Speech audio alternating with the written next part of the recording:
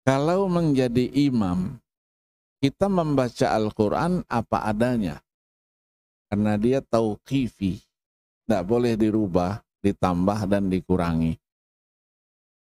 Kalau di luar itu, bukan dalam sholat, silahkan. Ya, silahkan. Namanya iktibas, ya, dari ayat-ayat Al-Quran. Mau dirubah Rabbana, mau apa, silahkan. Karena itu mengambil ayat Al-Quran dan yang mendengar juga mengerti. Dia doa bukan untuk sendirian. Kita juga hadir ini dihormati oleh yang berdoa itu.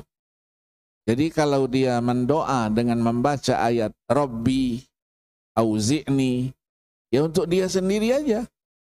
Ya, sila kita aminkan untuk dia saja. Padahal niatnya bukan untuk dia sendiri, untuk semua.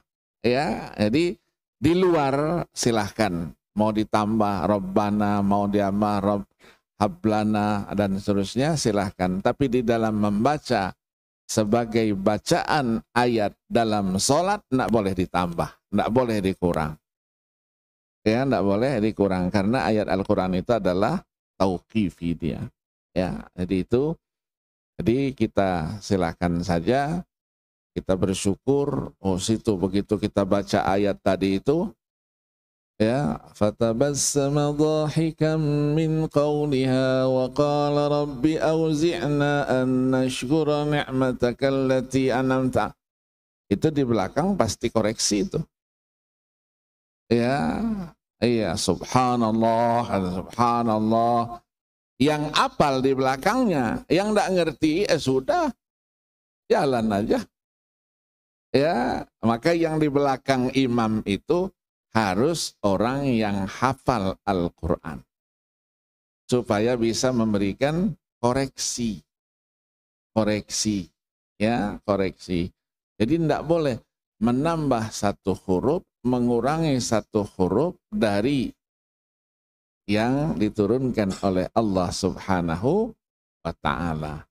Nah, siapa yang memelihara itu? Karena ketika Allah menjelaskan pemeliharaan terhadap Al-Quran, inna nahnu nazzalna dzikra wa inna lahu, yang memelihara kan Allah sendiri, kan sudah maha segalanya.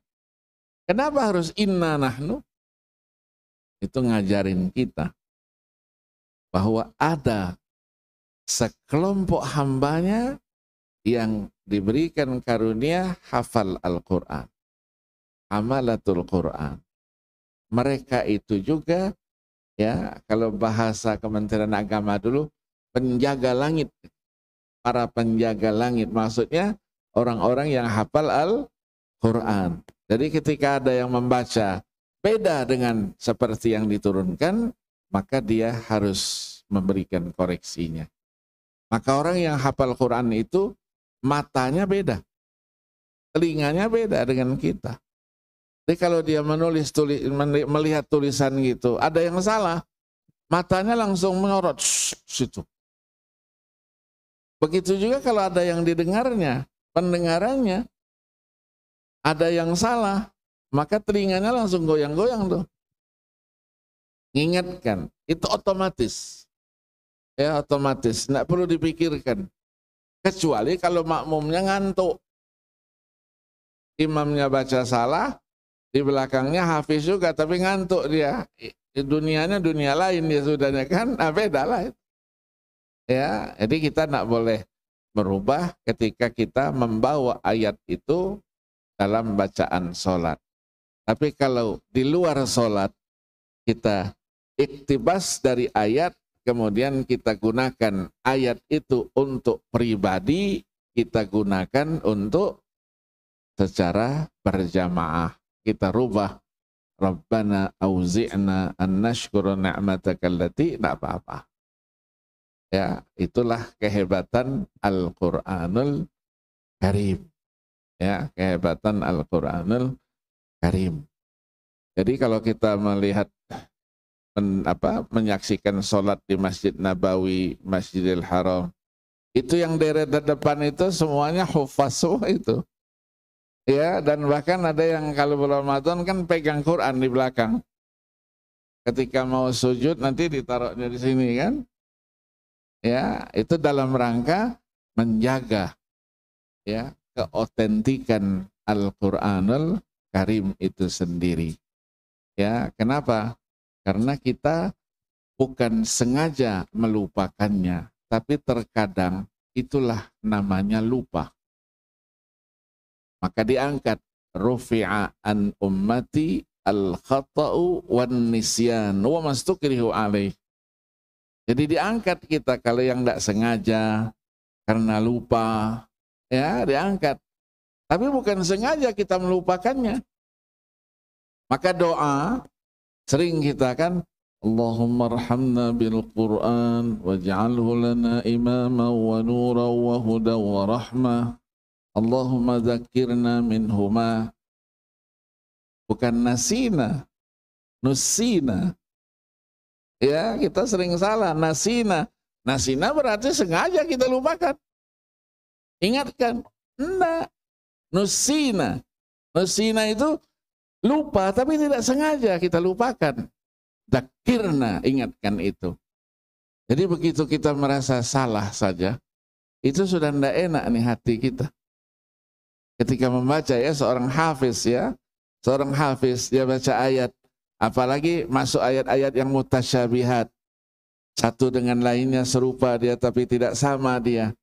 Ya, dia langsung langsung kebalik itu. Ya, kalau kita motor langsung setirnya terus kembali, mengingatkan yang benar yang pernah dihafal oleh dia. Maka ketika kita menghafal, ketika kita membaca, itu harus betul-betul talaqi wal musyafahah.